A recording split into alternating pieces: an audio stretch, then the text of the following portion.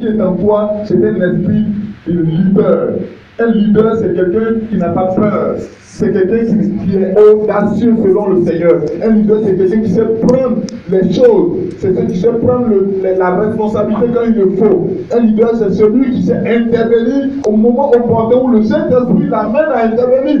Un leader, ce n'est pas celui qui voit les choses et qui se tait sur les choses et qui laisse les choses arriver telles qu'elles sont. Un leader, c'est celui qui peut lire les choses depuis longtemps, depuis très loin et déjà prendre les dispositions selon le Saint-Esprit. C'est pourquoi un leader doit avoir le Saint-Esprit en lui pour pouvoir prendre de bonnes décisions et au bon moment. Parce qu'on peut avoir à prendre des décisions, mais ça peut être de mauvaises décisions au mauvais moment. Mais le leader qui craint Dieu, le leader qui marche par l'Esprit de Dieu, le leader qui marche pas par la vue, mais par l'Esprit de Dieu, c'est quelqu'un qui sait prendre l'avantage sur le temps, qui sait avancer, qui avance plus, qui lit les choses selon le Saint-Esprit et qui prend des décisions. N'attends pas que ta société puisse mal aller. N'attends pas que ton foyer puisse mal aller. N'attends pas que autour de toi, autour de ton voisinage, les choses soient mal pour que tu puisses te lever pour dire je veux qu'on se réconcilie. C'est maintenant que tu peux régler ce qu'il faut régler dans ta famille, dans ton village, dans ta société, dans ta maison, autour de toi, dans ton entourage avec tes connaissances. C'est maintenant que tu peux te donner des conseils. C'est maintenant que tu peux parler. Parle, arrête de te taire. Quand il faut parler. Mais parler comment? Parler par l'Esprit de Dieu.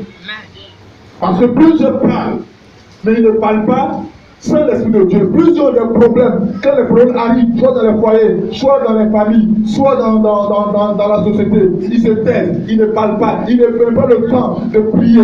Écoute-moi bien ici. Tu peux avoir un problème dans le foyer, mais est-ce que tu t'es levé un jour, tu as appelé ton mari, tu as appelé tes enfants, tu as appelé tout le monde, ensemble réunis dans la pièce. Tu dis aujourd'hui, moi et ma maison, nous générons. Aujourd'hui, moi et ma maison, nous prierons. Aujourd'hui, par l'autorité, tout le monde en jeûne. Tout le monde en jeûne. On va prier pour mon foyer. Aujourd'hui, je déclare que cette journée est une journée où on ne mange pas, mais c'est une journée de prière. Parce que la Bible dit, moi et ma maison, nous servirons l'Éternel. Quand tu prends de l'autorité, tu prends l'autorité sur les événements de ton foyer, tu vas les résoudre sur ton foyer. Tu vas les résoudre sur les problèmes.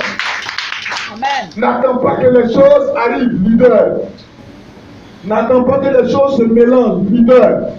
N'attends pas que les choses soient inversées sur ta tête. Tu peux maintenant prendre des décisions et cette décision, par l'autorité de Jésus que tu envoies, va s'accomplir.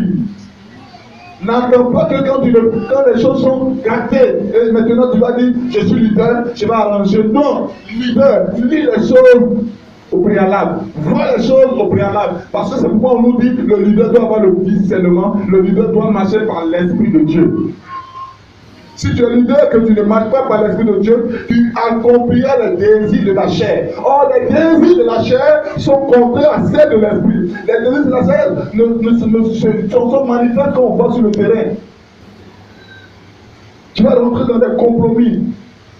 Et ces compromis vont détruire ta maison, vont détruire ton foyer, vont détruire l'administration, vont détruire tout ce qui est autour de toi. Leader, il y a des pièges autour de toi. Leader, il y a des pièges là où tu passes. Leader, là où tu parles, il y a des pièges. Mais il faut savoir parler. Et comment parler? Si tu ne sais pas parler, tu vas renverser ta plus grande bénédiction.